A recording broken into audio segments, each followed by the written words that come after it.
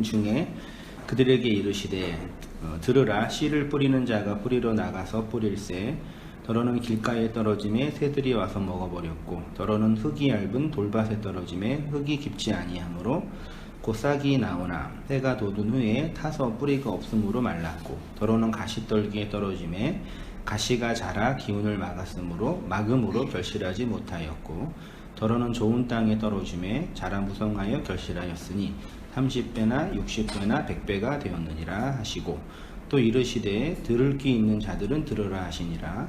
예수께서 홀로 계실 때 함께한 사람들이 12제자와 더불어 그 비유들에 대하여 물으니 이르시되 하나님의 나라의 비밀을 너희에게는 주었으나 외인에게는 모든 것을 비유로 하나니 이는 그들로 보기는 보아도 알지 못하며 듣기는 들어도 깨닫지 못하게 하여 돌이켜 죄사함을 얻게 하지 못하게 하려 함이라 하시고 또 이르시되 너희가 이 비유를 알지 못할진대 어떻게 모든 비유를 알겠느냐. 예수께서 이러한 많은 비유로 그들이 알아들을 수 있는 대로 말씀을 가르치시되 비유가 아니면 말씀하지 아니하시고 다만 혼자 계실 때에 그 제자들에게 모든 것을 해석하시더라. 아멘. 마가복음 19번째 시간으로요. 이적을 행하시고 비유로 말씀하신 예수님. 진리의 파라볼레라는 제목으로 말씀 나누도록 할게요. 제가 2007년도쯤인가요? 그때 비유 설교 한 46번까지 했던 것 같는데요. 그 안에 있는 그 비유 내용이어서 마가복음 본문이 이제 4장으로 접해와가지고 그 내용을 그대로 반복하기보다는 좀 넓게 러프하게 좀 잡아서 비유로 말씀하시는 예수님과 예수님의 삶이 크게 두 가지죠. 말씀을 강론하신 율법을 가르치신 분으로서 예수님이었죠. 그때는 대부분 다 구약의 경전을 이제 강론하는 율법 선생처럼 말씀하셨는데 그 중에 가르침의 한 3분의 2 정도가 비유와 관련된 말씀이죠. 복음서에 흩어져 있는 예수님의 가르침의 거의 대다수가 예수님 말만 하시면 비유로 말씀하셨다라는 거고요. 두 번째는 이제 이적을 보여줬다는 얘기죠. 예수님이 이적을 보여주시고 보여주신 이적으로 사람이 모여들면 비유로 가르치시고 비유로 말씀하셔서 사람이 떠나가면 다시 이적을 보이시고 이런 게 반복적으로 패턴이 되면서 십자가에서 죽으시는 것까지 복음서가 기록하고 있는 내용입니다. 그 부분에서 그 이적과 비유로 행하시고 가르치시는 예수님의 그 사역이 갖고 있는 의미가 뭔지 한번 이렇게 넓게 다시 한번 복습하는 마음으로 진행해 보도록 하겠습니다. 지난주에 했던 부분 잠깐만 읽어볼게요. 한번 사모님 좀 읽어주시죠. 귀신과 율법 아래서 우리는 지난 시간에 귀신과 율법의 지배 아래 있는 인간의 절망적 상태에 대해서 말씀을 나누었습니다. 그러니까 인간이 귀신을 감지할 때 그 내용이 율법이라는 것입니다. 하나님은 율법이라는 아래의 것을 통해 하늘의 것을 깨닫게 하십니다. 그런데 그 율법이 아래 세상에 살고 있는 우리에게 다가올 때는 무시무시한 귀신으로 사탄으로 다가옵니다. 그것은 결국 우리가 그 귀신이며 하나님을 대적하는 사탄의 자리에 있다는 것을 의미하는 것입니다. 이러한 하나님의 의도와 구속의 경륜을 깨닫게 되며 아래 세상에서 율법으로 주어진 모든 것이 합력하여 하나님의 선을 이루게 된다는 것을 알게 됩니다. 하나님은 이렇게 귀신의 집에 갇혀있는 우리에게 그 귀신의 실체를 드러나게 하심으로 구원하시는 것입니다. 네. 신학을 공부하고 이렇게 목회자로 교회를 개척하고 섬기고 우리의 역사와 현실 안에서 왜곡되어 있는 기독교의 절망적 상황들을 보면서 저에게는 이런 답답함과 의문이 있었습니다. 왜 이렇게 사람들이 알아듣지 못할까? 왜 이렇게 예수를 오해하고 곡해할까? 쉽게 말해서 유대교가 생각하는 예수, 가톨릭이 그리고 있는 예수, 개신교가 그리는 예수가 왜 다 다를까입니다. 이러한 예수에 대한 다름과 오해와 곡해는 자연스럽고 당연한 것입니다. 모든 인간은 원래 그래 왔다는 것입니다. 마태복음 8장 27절에 보세요. 예수와 제자들이 빌립보 가이사라 여러 마을로 가실새 길에서 제자들에게 물어 이르시되 사람들이 나를 누구라고 하느냐. 제자들이 여짜오되 이르되 세례 요한이라 하고 더러는 엘리야 더러는 선지자 중에 하나이다. 그런데 이제 베드로한테 너는 나를 누구라 하느냐 그 말씀이잖아요. 그러니까 왜 이렇게 예수상이라는 실제 상도 있긴 있죠. 상에 대한 설명이 각각 다를까? 유대교와 가톨릭과 개신교가 다른 것은 그 종교와 분파가 다르니까 다르다고도 하는데 개신교 안에서도 왜 이렇게 예수를 다르게 그릴까? 너가 그리는 예수와 내가 그리는 예수가 다르잖아요. 그렇죠? 그들이 그리는 예수와 우리가 그리는 예수가 똑같지가 않거든요. 그러면 이제 만약에 우리가 10분 정도 이렇게 계시는데 각각의 예수의 상을 그리잖아요. 같을까요? 다를까요? 상은? 다르겠죠? 왜냐면 우리가 동일한 말씀을 듣고 동일한 말씀을 배워도 인식하는 체계나 혹은 수준도 다르니까요. 그게 뭐 옳다, 그르다 이런 논쟁이 아니라 일단 달라요. 그 다름의 현실을 파악하고 그럼 그 다르게 된다는 것이 이제 어떤 게 문제냐라는 얘기죠. 우리는 각자가 그리는 예수 상을 그리면서 신앙생활하고 성경생활을 하고 갑자기 부모님께서 놀라셨어요? 하고 있죠. 그런 부분이고 예수님도 이제 그 빌립보에서 가시다가 도대체 사람들은 나를 어떻게 그리고 있냐라고 물어본 거예요. 이 문제죠. 이건 동일하게 우리도 마찬가지라고 생각이 됩니다. 자, 이어서 우리 한번 권사님 보시죠. 사람들이 나를 누구라 하느냐 이 부분은 그대로 확장하여 다시 생각해 보겠습니다. 유대인들은 예수를 누구라고 생각할까요? 가톨릭 신도들은 예수를 누구라고 할까요? 개신교 안에서도 분파마다 예수를 다 다르게 생각할 것입니다. 오늘날 기독교의 가장 문제는 예수님이 자신에 대해서 생각하는 것과 사람들이 예수님을 생각하는 것에 큰 차이가 있다는 것입니다. 그 갭이 너무 커서 보편 인간이 보는 예수의 상은 하나님이 의도하시고 예수님 자신이 주장한 그 진리의 예수와는 전혀 다른 예수가 된다는 것입니다. 그래 이제 우리가 다르다 그걸 인정하되 이제 문제는 하나님이 원래 그리라고 했던 그 예수상이 있잖아요. 이제 이거죠. 구원이란 하나님 나라란 우리가 예수를 그리는 거예요. 하나님이 그려주는 거예요. 명확하죠? 그러니까 야 너네들이 내가 성경 듣고 역사 줬어. 이제 잘 그려봐. 뭘요? 나를. 이게 종교잖아요. 근데 성경은 우리에게 뭘 말하냐면 내가 그려줄게 이거거든요. 내가 너희의 구원자인 나를 니네 인생을 통해서 이렇게 그려줄게. 근데 모든 역사, 인류 문명사는 결국 인간이 자기가 인식하고 해석한 그 예수를 그리는 거죠. 그래서 내 예수와 너 예수가 싸우면은 누가 이겨요? 내 예수가 이기는 거죠. 이게 되게 놀라운 우리 현실이더라고요. 왜냐면 누가 그리니까요? 내가 그리니까요. 근데 성경은 하나님은 예수는 내가 너희에게 나의 구원을 그려줄게 라고 선언하셨고 언약하셨고 역사를 통해 펼치시는 거죠. 여기에 이제 신앙생활의 그 충돌이라 그럴까요? 하나님과 우리 관계 안에서의 이 스트러글이라 그럴까요? 영적 전쟁이라고 말할 수 있겠죠. 결국은 우리는 우리의 예수를 그리죠. 그렇지만 하나님이 우리의 그 예수를 꺾으시고 당신이 그리고자 하는 그 예수를 그려내시겠죠. 그래서 어떤 분은 인생은 뭐 도화지, 캠퍼스라고 하잖아요. 그래서 거기에서 그려내는 하나님의 그림, 그것이 우리의 신앙의 여정이고 인생이다 그러는데 핵심은 그거예요. 우리가 서로 예수가 다르다라는 게 그게 문제가 아니라 하나님이 의도했던 그 예수와 다르게 우리가 그려내고 있다라는 거죠. 그걸 잠재하자 얘기죠. 자, 예수님의 비유 설교 한번 장로님 읽어주시죠. 교수님. 예수님의 비유 설교. 사실 마가복음 4장은 마태복음 13장의 직접판입니다. 마태가 마가복음 등기로 확장하여 더 많이 설명하였기 때문입니다.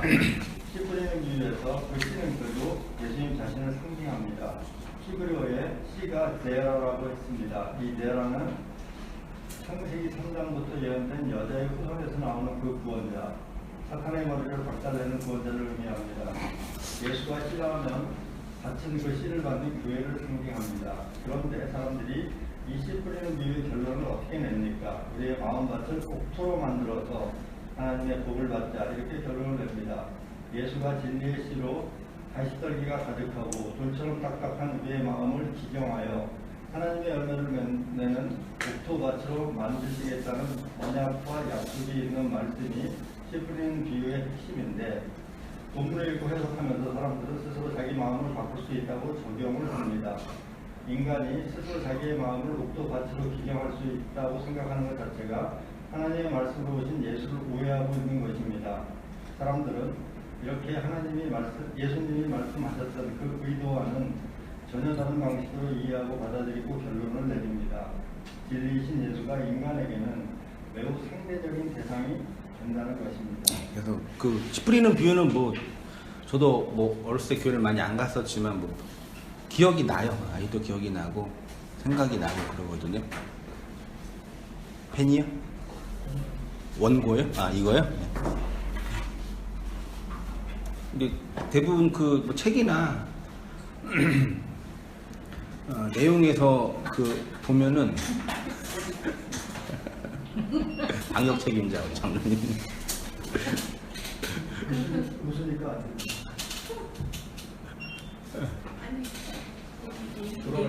돌아가셔야 되는데요. 프랑스 책도 오고.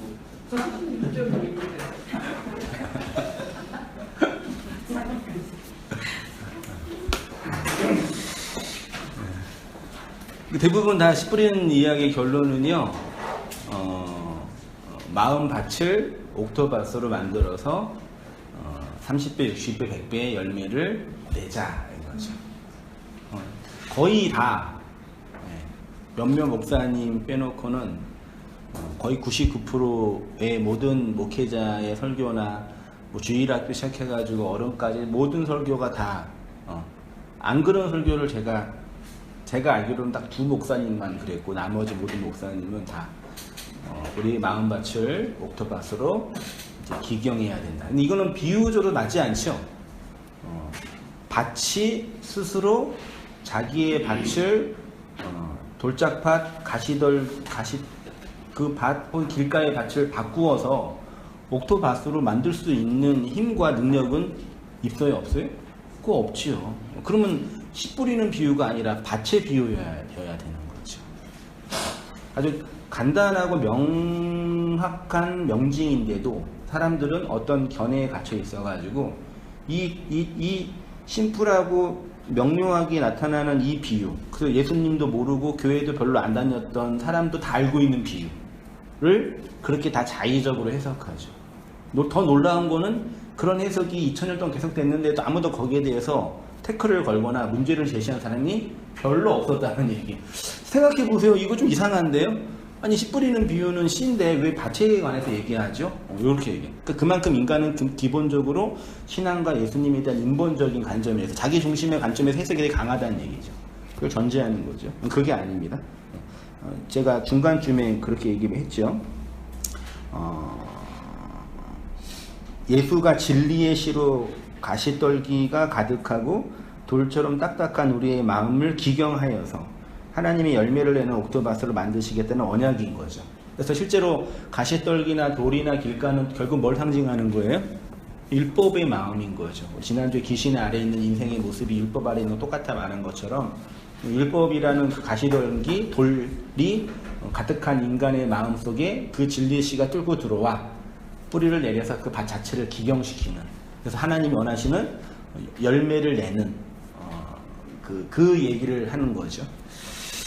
자, 종교와 절대진리 제가 볼게요. 세계 종교의 다양성이 바로 여기에서 나옵니다. 절대라는 것에 대한 상대적인 평가로 인해 각자가 믿는 신관과 구원관에 따라서 이교에서부터 시작하여 같은 종교 안에서도 다양한 분파가 일어나는 것입니다. 진리라는 절대 가치의 측면에서 자신이 절대 진리를 소유하고 있고 혹은 소유할 수 있다고 생각하는 것처럼 어리석은 없는 거죠. 이건 마치 내가 그 진리를 그려내겠다라는 심보인 거죠. 내가 지금 듣고 있고 내가 확신한 요건 절대 진리야. 왜? 내가 깨달았기 때문에. 이거 그러니까 오해하시면 안 돼요. 우리가 진리를 알지 못한다. 불가지론적인 관점이 아니에요. 내가 진리가 아니라는 얘기죠. 내 밖에서 들어온 그 말씀이 진리라는 얘기죠. 이해되시죠? 그러니까 성도의 확신은 진리를 붙잡고 있는 나가 돼서는 돼요, 안 돼요? 안 돼요. 구원은 확신으로 가는 게 아니잖아요. 자꾸 이게 확신주의자들이 말하는 것처럼 구원파가 그러죠. 구원의 확신이냐, 구원을 받은 날 기억하냐. 이게 이제 확장돼가지고 여러 한국의 이제 개신교도들이 구원의 확신론을 많이 강조하고, 심지어 한국의 유수한 그 대형교회 그 새가족반이나 성장반에서 확신반이라는 교재도 있죠. 한참 유행이었죠. 그 확신. 내가 확신을 해야지 구원받는, 그게 이제 내가 확신하는 거거든요.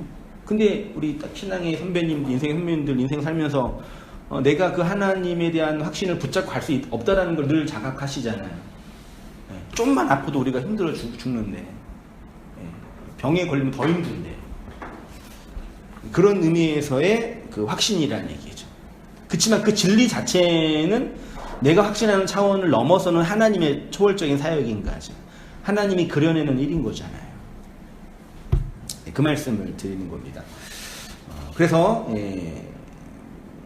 진리는 인간이 공부하고 노력해서 소유하거나 소장할 수 있는 상품이 아닌 거죠.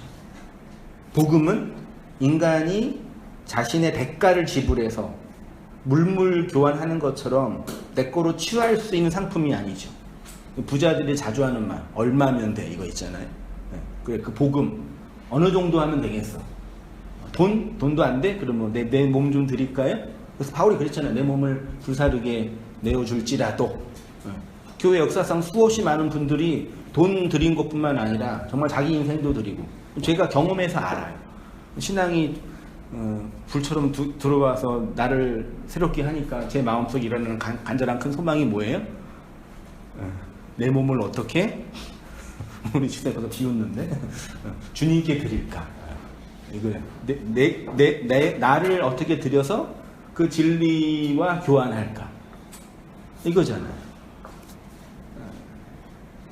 진리는 인간의 것으로 교환할 수 있는 영역이 아니잖아요. 은혜는 그러잖아요.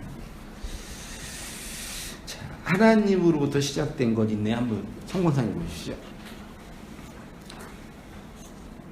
진리는 인간 편에서 시작하는 것이 아니라 하나님으로부터 시작됩니다. 진리는 말씀의 시로 우리의 마음판에 떨어져 뿌리를 내리고 그 땅을 장악해가는 하나님의 생명력입니다. 그 진리가 인간에게 와서 인간을 장악해가는 것입니다. 그래서 성경에 그렇게 많이 귀신 이야기가 있는 것입니다. 성경이 보는 인간은 어떤 거대한 힘에 의해 장악당하여 포로로 잡혀 있기 때문입니다. 사람들이 간헐적인 재미를 갖고 순간적인 깨달음이 있어도 그를 장악하는 거대한 세력으로부터 벗어날 수 없습니다. 그것은 사람들이 깨달은 진리가 거짓이기 때문이 아니라 그만큼 인간은 깊고 복잡하고 우리를 얽매이고 있는 이 율법의 세상은 거대한 세력이기 때문입니다. 그래서 은혜 몇 번 받고 어떤 깊은 각성과 변화가 있어도 어느 순간 다시 돌아가는 우리의 옛 모습을 볼 때가 있잖아요. 은혜가 별로이기 때문이 아니라 그만큼 우리 인간의 그 죄와 인간을 억어하는 이 율법의 세상이 아주 강력한 권세를 가지고 있다는 걸 반증하는 거죠. 이러한 인간의 절망적 상태를 구원하기 위해서 오신 예수님의 목적은 분명합니다. 예수님의 지상사역의 목적은 이러한 사람들을 변화시키고 훈련시켜서 그들을 더 나은 사람으로 만들기 위함이 아닙니다. 하나님의 목적은 영원전에 택하신 하나님의 백성들을 불러 모으시는 것입니다. 계시록의 언어로 보면 무너질 바벨론 성에서 나오게 하는 것입니다. 이 사역을 위해서 예수가 말씀으로 오셨습니다. 여전히 사람들이 오해하고 있는 것 중에 하나가 기독교가 사람들의 생활을 개선시키고 도덕적으로 윤리적으로 더 발전시키는 종교라고 생각하는 것입니다. 이어서 우리 판사님. 음란한 기독교, 문명 발전사로 볼 때 기독교는 자본주의와 결혼하여 낙관적 세계관의 자식을 낳은 음란한 여자가 되었습니다. 한번 생각해보세요. 영미권이나 한국에서 성장하는 교회의 신학과 시스템이 왜 이렇게 대기업의 모습과 비슷할까요? 대기업의 CEO와 대형교회 담임 목사가 왜 이렇게 비슷할까요? 자본주의 세계관은 기본적으로 낙관적 세계관입니다. 쉽게 말해 인간과 인간의 문명은 시간이 지날수록 발전해 간다는 것입니다. 그러나 이것은 맞는 말씀입니다. 왜냐하면 인간의 문명은 발전한다고 하더라도 인간 자체는 언제나 동일한 그 모습으로 있기 때문입니다. 네, 영미 기독교는 제가 볼 때는 물론 아닌 데도 있지만 다수는 낙관적 세계관이에요. 물론 이제 그것도 있지만 한번 이렇게 질문해 볼까요? 기독교 복음, 묵시 복음, 진리라는 측면에서 그 복음은 이 역사를 낙관적으로 봐요, 비관적으로 봐요?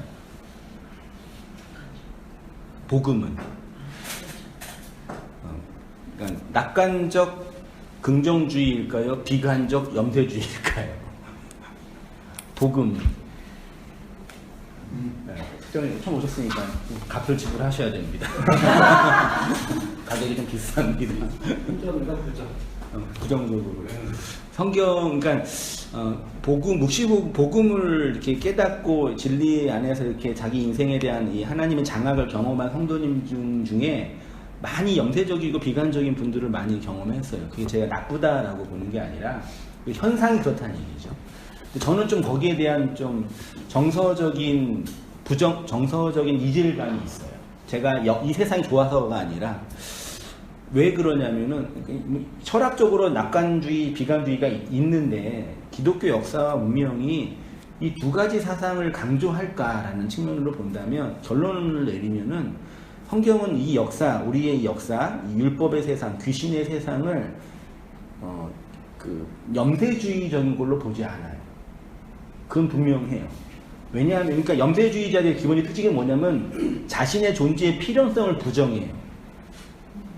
태어나지 않았으면 요거. 그러니까 자신의 존재의 필연, 나는 반드시 있어야 된다는 거 있잖아요. 있어야만 된다는 그 당이라 그럴까요? 그 필연성을 몰라요. 그래서 염세적으로 가는 거예요. 근데 기독교는 기본적으로 이 역사와 우리 존재의 필연성을 강조해요. 그래서 이게 강조돼가지고 너는 하나님의 사랑을 받기에 태어나는 얘기하는 거예요. 그게 강조되다 보니. 그러니까 그걸 사랑이라는 게 아니라 반드시 필요한 거예요. 뭐가요? 율법의 세상, 이 귀신 아래에 있는 세상, 나라는 존재. 그러니까 우리 큰아들이 사춘기 때 한참 힘들어할 때 왜 아빠는 날 태어나기 위해서 힘들게 하냐고. 더더욱이 제가 이제 목회자 하면서 너무 힘들게 가정생활에 있으면서 자기가 어렸을 때 받던 상처나 이런 것이 있으니까 왜 나랑 상의도 안 하고 나를 낳아가지고 한 대 맞아줘요, 저거요. 그게 우리 하나님께 하는 질문이거든요. 마찬가지로 우리도 그랬잖아요.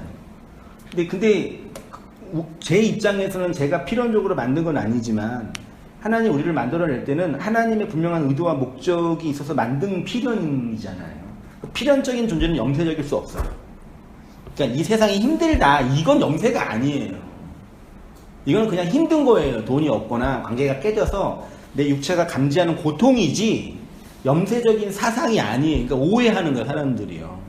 진리를 깨달아서 내 인생이 박살나거나 박살나는 걸 자각하거나 이거는 그 고통을 감지하는 내 역사에 대한 표현인 거지 이 전체가 염세적이다라는 생각을 하는 게 아니라고. 그러니까 본인도 오해하는 거예요. 그 고통 속에서 이 고통의 이유, 필연을 말씀을 통해서 진리를 확인하게 되면 나중에 어떻게 고백해요? 꼭 지나가야 할 것, 꼭 있어야 할 것이라고 고백하시잖아요. 그건 염세적인 게 아니죠. 그러니까 낙관주의나 염세적인 거는 철학에서 말하는 역사관인 것 뿐이지 성경은 오히려 이 역사를 지나치게 낙관하지도 않고 지나치게 비관하지도 않죠. 그렇지만 반드시 필요한 거죠. 네. 지나가야 할 과정인 거죠.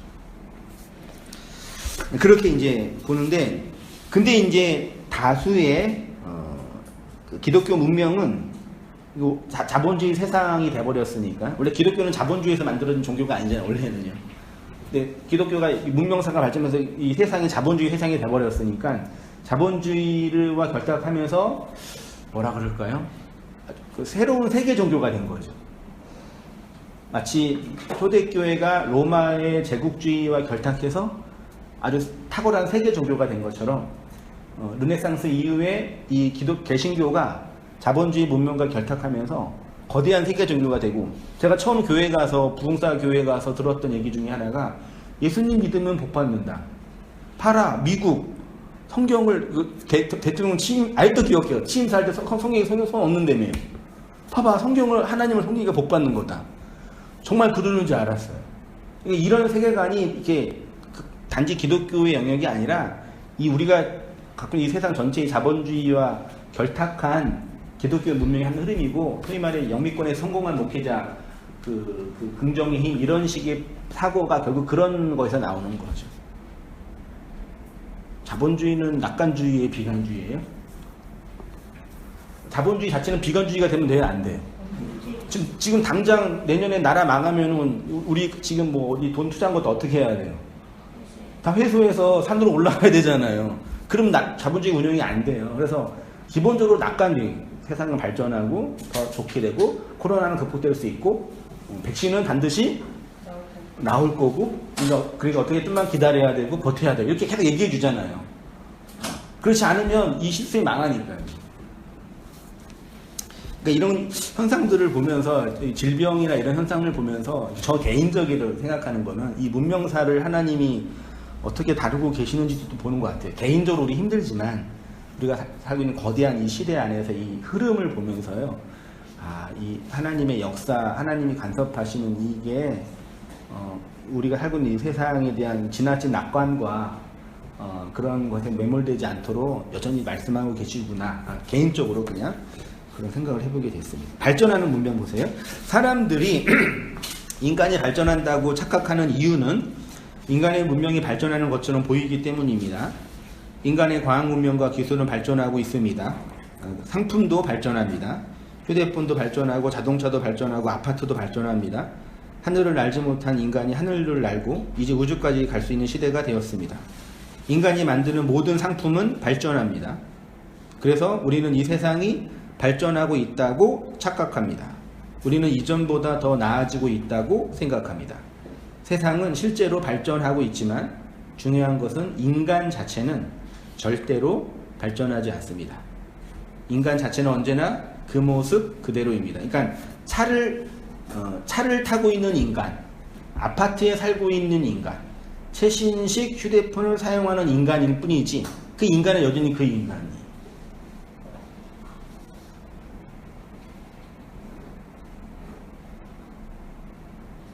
우리 일하해가지고 텔레비전 큰 거를 샀거든요. 그 이전까지는 조그만 TV였거든요.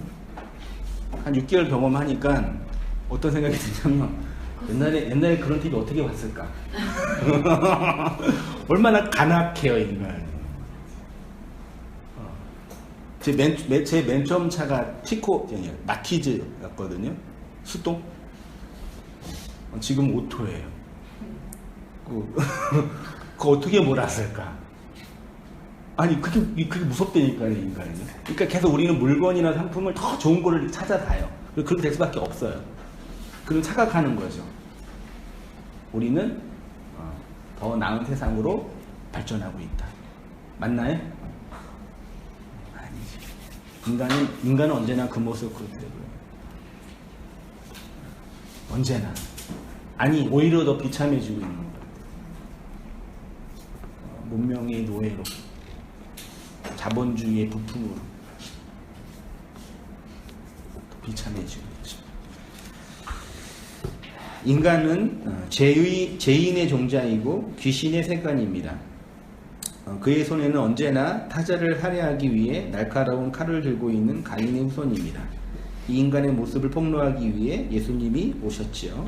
기록된 바 의인은 없나니 하나도 없으며 깨닫는 자도 없고 하나님을 찾는 자도 없고 다 치우쳐 함께 무익하게 되고 선을 행하는 자도 없나니 하나도 없도다. 그들의 목구멍은 열린 무덤이요 그들의 혀로는 속임을 일삼으며 그 입술에는 독사의 독이 있고 그 입에는 저주와 악독이 가득하고 그 발은 피 흘리는 데 빠른지라.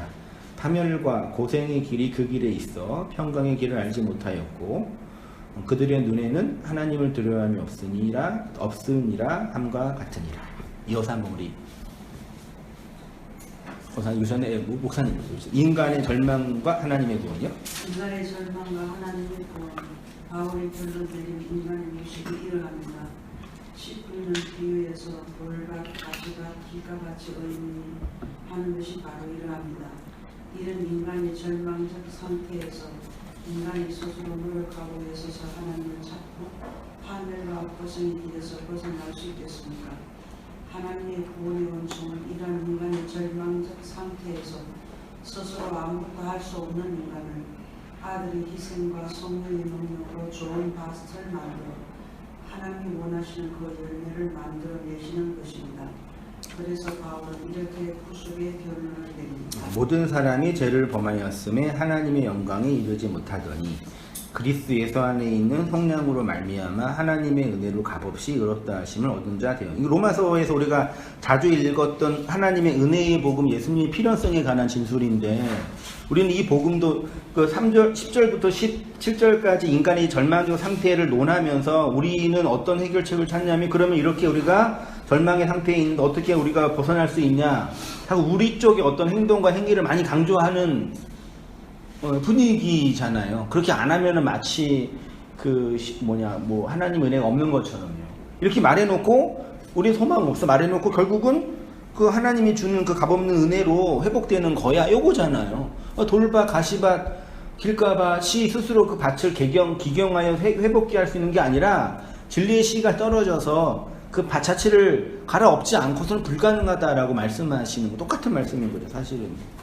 그래서 예수님의 지상사역은 이 인간의 오만함과 왜곡된 자아의식을 폭로하기 위한 사역이었죠. 이적을 행하심으로 인간의 불가능함을 폭로하셨고 비유의 말씀을 전하심으로 알아듣지 못하게 하셨습니다. 기적은 인간의 힘으로는 해결하지 못하는 것을 해결하시는 것이고 비유의 말씀은 인간의 논리로는 해석할 수 없는 것에 관한 영역입니다. 근데 사람들은 이적을 행하시는 예수를 보면서 자신의 인생을 그 이적을 통해서 개선할 수 있을 것이라고 상상하죠. 그래서 그런 이적을 행하시는 예수를 보면서 임금을 삼으려고까지 한 거죠. 당신이 내 인생의 슬픔과 저주를 해결할 수 있는 분이라고 스스로 밭의 구원을 주장하는 꼴이 되는 거죠. 사도시대 때는 사도들이 행하는 이적을 보면서 좋은 사업 아이템이라고 생각한 사람도 있었죠. 이걸 너무 사업 아이템 그래서 너무 나쁘게 보지만, 그러니까 예수님의 그 이적이 우리의 실물 경제 생활에 도움이 된다는 거예요. 아니에요? 시몬이 그랬잖아요. 저 이적 돈 주고 사서 개런티 좀 내가지고 좀 영업 좀 내면은 사람들 많이 모을 수 있겠네. 이 마인드잖아요. 교회랑 달라요, 같은. 신학교 나와서 주의종 되고 교회 하면은 괜찮겠네. 7, 80년대 그러셨다면서요. 한참 그 부흥할 때 우리 장로님들은 왜 목사 안 하시고 왜 사회생활 하셨어요? 다 하라 그러지 않았나요? 뒤에 분위기가? 그치요? 좀만 신앙생활 잘하고 열심히 하시면 그런 분위기 아니었나요? 왜 안 하시고 잘하셨어요? 그러니까 지금은 이제 그런 얘기 별로 안 해요. 이제 좀 더 심해졌어요. 이제 목회자는 점점점 이제 다양한 일을 해야 할 산업 구조가 되었고 신학교는 점점 이제 더 힘들어지고 경쟁력. 시대에 따라서 변하는 거죠. 이렇게 상황이. 2000년의 교회 역사 속에서 이런 사람들이 태반이었습니다. 자연 법칙을 초월하여 임하는 예수의 구원이 아니고서는 나는 도저히 구원을 받을 수 없는 자라는 것을 알라고 이적을 행했는데 그 이적을 이용하려고만 하고 지금도 그런 이적을 행하셔서 이런 절망과 비참함 속에 있는 우리를 구원해 달라고 간절히 탈원하는 걸 신앙이라고 해석하는 거죠. 자, 비유로 말씀하신 이어서 우리 읽으실 때 예수님의 비유로 진리를 강론하신 이유는 알아듣지 못한다는 것을 알게 하기 위함이었는데 사람들은 그 예수를 스스로 안다고 착각합니다. 그래서 그 예수를 그려내는 각각의 상이 다 다르게 된 것입니다. 너희가 주체가 되어 나를 해석하는 것이 아니라 내가 너희 마음 땅으로 들어가 너희를 장악하여 내가 원하는 하나님의 영광이라는 열매를 맺는 것이야 라고 말씀하시는데 인간은 아닙니다. 당신이 이러한 분입니다. 라고 스스로 정의를 내린다는 것입니다. 네, 제자들이 예수께 나와 이르되 마태복음에 이거는요. 어찌하여 그들에게 비유로 말씀하시나이까? 대답하여 이르되 천국의 비밀을 아는 것이 너희에게는 허락되었으나 그들에게는 아니 되었나니 물은 있는 자는 받아 넉넉하게 되되 없는 자는 그 있는 것도 빼앗기리라. 그러므로 내가 그들에게 비유로 말하는 것은 그들이 보아도 보지 못하며 들어도 듣지 못하며 깨닫지 못함이라. 이사야의 예언이 저희에게 이루었으니 일러스되 너희가 듣기는 들어도 깨닫지 못할 것이요 보기는 보아도 알지 못하리라. 이 백성들의 마음이 완악하여져서 그 귀가 듣기에 둔하고 눈은 감았나니 이는 눈으로 보고 귀로 듣고 마음으로 깨달아 돌이켜 내게 고침을 받을까 두려워함이었더라. 이어서 한번 선생님 읽으시겠어요? 깨닫지 못하는 제자들도 여전히 이적을 행하시는 예수님, 비유로 말씀하시는 예수님을 이해하지 못했습니다. 나중에 예수의 십자가와 성령의 강림을 통해서 그 진리의 씨가 그들의 마음 땅에 들어가 뿌리를 내리고 장악하여 하나의 진리로 완성되기 전까지는 전혀 몰랐습니다. 말씀드렸듯이 진리는 인간이 공부하고 노력해서 포착하거나 해석할 수 있는 것이 아니라 진리에 의해 내가 포착당하는 것이고 해석당해지는 것입니다. 그래서 하나님의 그 하나가 내 안에서 완성되는 것입니다. 사실 이 말씀은 이사야의 말씀을 그대로 반복한 것입니다. 네, 이사야 6장에 있죠. 또 내가 주의 목소리를 들은즉 이르되 내가 누구를 보내며 누가 우리를 위하여 갈고 그때 내가 가로되 내가 여기 있나이다 나를 보내소서. 여호와께서 가라사대 가서 이 백성에게 이르기를 너희가 듣기는 들어도 깨닫지 못할 것이요 보기는 보아도 알지 못하리라 하여 이 백성의 마음으로 둔하게 하며 귀가 막히고 눈이 감기게 하라. 염려컨대 그들이 눈으로 보고 귀로 듣고 마음으로 깨닫고 다시 돌아와 고침을 받을까 하노라. 내가 가로되 주여 어느 때까지니까 대답하시되 성읍들은 황폐하여 거민이 없으며 가옥들에는 사람이 없고 이 토지가 전폐하게 되며 사람들이 여호와께 멀리 옮기워서 이 땅 가운데 패한 곳이 많을 때까지니라. 그 중에 10분의 1이 오히려 남아있을지라도 이것도 삼키운 바 될 것이나 밤나무 상수리 나무가 배임을 당하여도 그 그루터기는 남아있는 것 같이 거룩한 씨가 이 땅의 그루터기니라. 이 말씀을 예수님이 그대로 적용해서 다시 반복하신 거예요. 그러니까 씨 뿌리는 비유에서 사람들로 하여금 비유로 말씀하신 이유를 이사야의 소명 기사와 연결해서 말씀하시는데 이사야가 어떻게 소명을 받았냐면은 우시야 왕이 죽던 해에 이사야랑 우시야랑 뭐 친척 관계라고 그러잖아요. 그러니까 슬픔과 어려움이 있었겠죠. 하나님이 그에게 나타나서 그에게 소명을 주죠. 내가 너를 백성들로 내가 나를 위해 백성들에게 가라라고 명령하셨죠. 그럼 가라라고 하는 이유는 메신저로 가라는 얘기고 가서 어떤 일을 하라고 하라는 얘기인데 그러면 어떤 일을 해야 합니까? 라고 물으니까 하나님이 뭐라 그래요? 간단하게 말하면 못 알아먹게 하라 라고 해요. 가서 못 알아먹게 하라 그래요. 10절에 보면은 마음으로 둔하게 하고 귀가 막히게 하고 눈이 감기게 하라. 아까 지난주에 귀신 들린 사람의 특징, 귀신 들려 보지 못하고 듣지 못하죠. 듣지 못하니까 말하지 못하네요. 그러니까 성경에서 말하지 못하고 듣지 못하고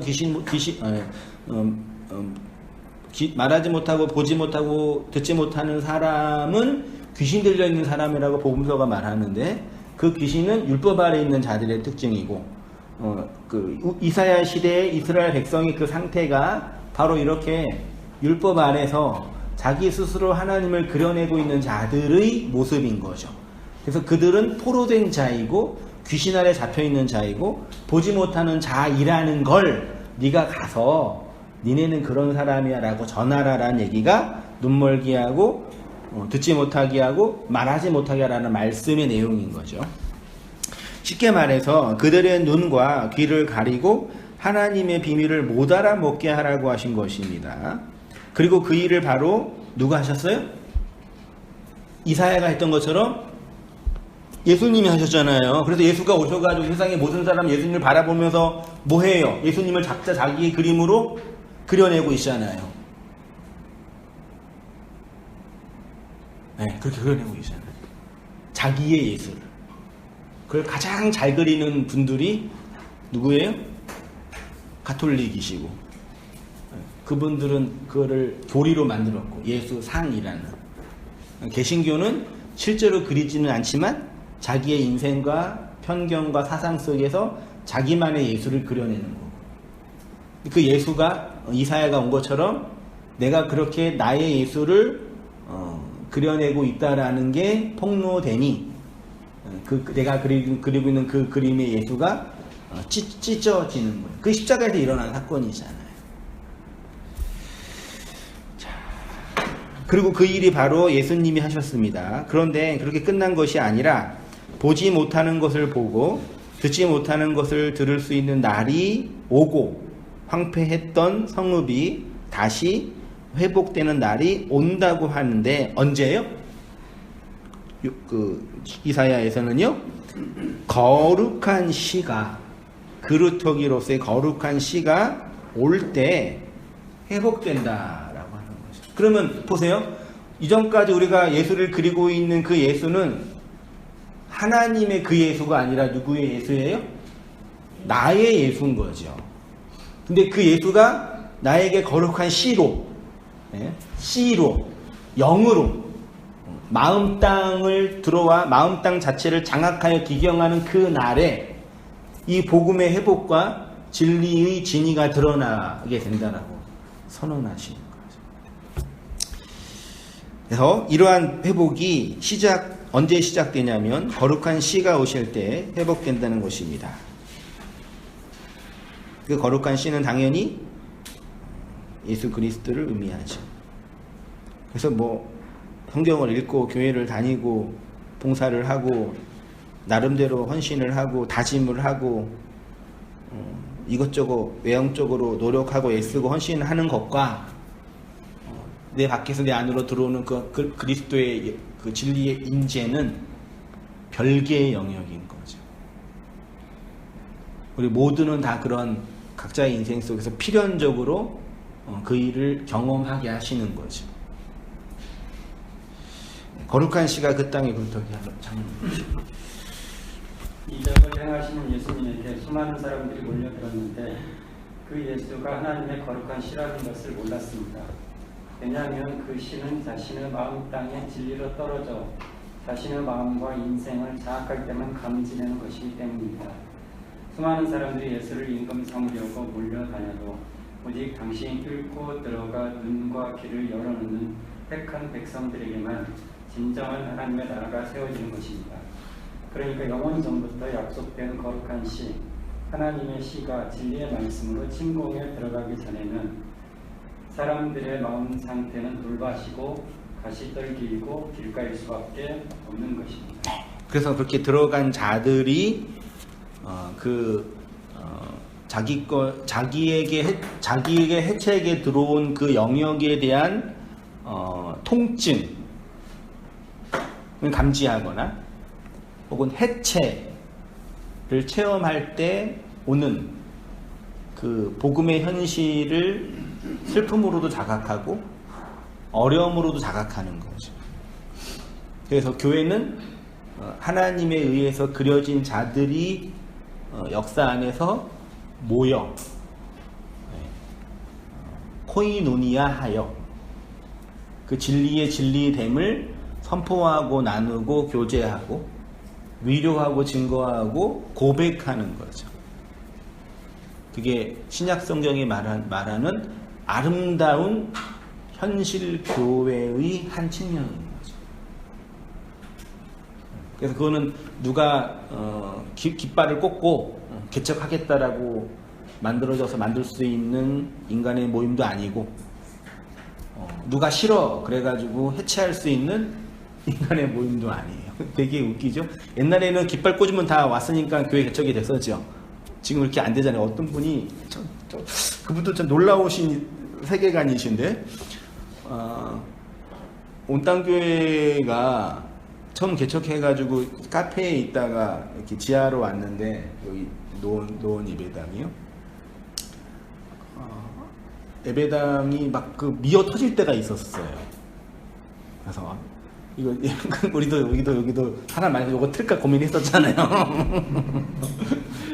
터질 때가 있었는데 그래서 이거를 옮겨야 되나 말아야 되나 그런 고민도 잠깐 했었는데 한 분이 한 1년인가 다니시다가 기도를 하시면서 응답을 받으셨는지는 모르겠는데 이제 우리 흩어져야 된다고 그러는 거예요. 진짜로 이렇게 모여서 우리끼리 행복하게 있는 건 교회가 아니래요. 진짜 많이 하죠. 왜 그런지 모르겠어요. 그래서 흩어지는 게 하나님의 뜻이라는 얘기죠. 그럼 몇 명 모아야지 흩어질 수 있는 거예요? 50명이 많은 거예요? 100명이 많은 거예요? 1000명이 많은 거예요? 10,000명이 많은 거예요? 네? 그 조그만 예배당에 한 50명 모이니까 많은 것처럼 보이는데 그거 되게 들으면서 예배당이 복잡해서 불편하다 그 이해할 수 있죠. 불편해요 목사님. 혹은 나랑 사람이 많아지니까 마음 안 맞는 사람 많아지니까 좀 짜증나요. 그런 거 이해할 수 있어 인간적으로. 근데 그거를 자신의 신학의 신용으로 만들어 놓고 우리는 흩어져야 된다 그러고 흩어져서 나가셔서 이제 흩어져서 또 거기서 모이고 있어요. 또 자기네들의 방식으로 그분들의 또 방식으로. 정말 왜곡된 또 다른 편견인 거예요. 교회 깃발을 꽂으면 인간이 만들 수 있다라는 것처럼 어리석은 이해인 거죠. 물론 하나님이 이 현실 교회를 모이기도 하고 보내기도 하는 거죠. 그래서 그거 당연한 거죠. 그거 뭐 어떡하겠어요. 그 과정이 있는 거죠. 다만 우리는 인간적으로 좀 아쉽거나 정을 나누었던 분들이 또 가시니까 서운한 거. 왜? 다른 건 없는 거잖아요. 그렇게 보시면 되지. 거기에다 또 교회가 모이고 나가고 이런 것이 뭐 하나님의 뜻이고 아니고라고 하는 것 자체는 정말 또 다른 면에서 유아적인 태도인 거죠. 그 진리에서 공격당하여 해체된 자들이 그 아픔과 신앙의 고백과 하나님의 은혜들을 공유, 나눔, 그리고 신학화, 그리고 선포함. 이게 얼마나 아름다운 교회의 모습입니다. 그러니까 영원 전부터 약속된 거룩한 시, 하나님의 시가 진리의 말씀으로 침공에 들어가기 전에는 사람들의 마음 상태는 돌밭이고 가시떨기이고 길가일 수밖에 없습니다. 그러니 내가 거룩한 시로 너희에게 들어가 너희 마음 땅을 기경하는 것 외에는 너희의 구원의 소망은 없다 라고 말씀하시려고 씨 뿌리는 비유를 하신 거예요. 인간이 스스로 마음 땅을 기경해가지고 돌짝밭을 좋은 밭을 만들자라고 적용하라고 만든 게 아닙니다. 마지막 읽고 마치겠습니다. 천국이라는 하나님의 나라의 비밀은 인간이 연구하고 해석해서 쟁취하는 것이 아니라 허락되어지는 것이라고 하지요. 그래서 어떤 이에게는 허락이 되어진 거고 다른 이에게는 그렇지 않게 된 거죠. 여기서 되었느니가 헬라어로 디도미인데 이 디도미가 하나님이 예수를 교회의 뭘로요? 머리로 건네주셨을 때 디도미 한다는 얘기죠. 그 머리가 거룩한 씨인 거죠. 하나님이 인간을 위한 구원의 하사품으로 예수의 머리를 건네주셨습니다. 그 머리바다 머리 대신 그리스도의 몸으로 세워져 가는 자들이 바로 교회이고 하나님의 나라입니다. 이것이 바로 천국의 비밀이 허락된 자에게 주어진 하나님의 일하심입니다. 이 은혜 안에서 살아가시는 모든 성도님 되시기를 축원드립니다. 기도하겠습니다. 하나님 아버지, 허락되어진 하나님의 나라의 비밀, 그리고 건네여진 그리스도의 그 은혜의 증거들을 우리가 이렇게 계시된 말씀과 선포되어지고 주어진 말씀들로 깨닫고 배우고 담게 하시니 감사합니다. 만물보다 거짓되고 부패한 인간의 마음 속에 완악함과 죄악이 독버섯처럼 번지고 있는 우리의 심령 속에 거룩하게 하시고 성결하게 하시는 하나님의 그 일하심으로 우리를 구원하시고 그리스도 예수 안에 있는 은혜로 말미암아 회복케 하신 이 복음의 사역들을 우리 안으로 경험케 하시고 펼쳐주셨사오니 이 하나님의 일하심을 묵묵히 바라보며 인내하며 성령 안에서 기뻐하는 저희의 모든 삶들 다 되어지도록 주님 인도하여 주옵소서. 밖에 있는 그 예수로 말미암아 절망했던 저희에게 그 성령과 거룩한 씨로 놀라운 이적을 행하심으로 하나님의 일하심을 보여주시고 계시는 것처럼 우리의 인생과 삶이 그러하게 하나님의 일하심과 역사하심으로 흘러가고 있음을 깨닫고 하나님에 의해 그려지고 있는 그 예수로 기뻐하고 찬송하는 저희의 모든 삶들 다 될 수 있도록 주님 인도하여 주시옵소서. 이제는 우리 주 예수 그리스도의 은혜와 하나님 아버지의 크신 사랑과 성령의 교통하심이 사랑하는 모든 성도님들의 삶 속에 지금부터 영원까지 함께 있을지어다. 아멘. 감사합니다.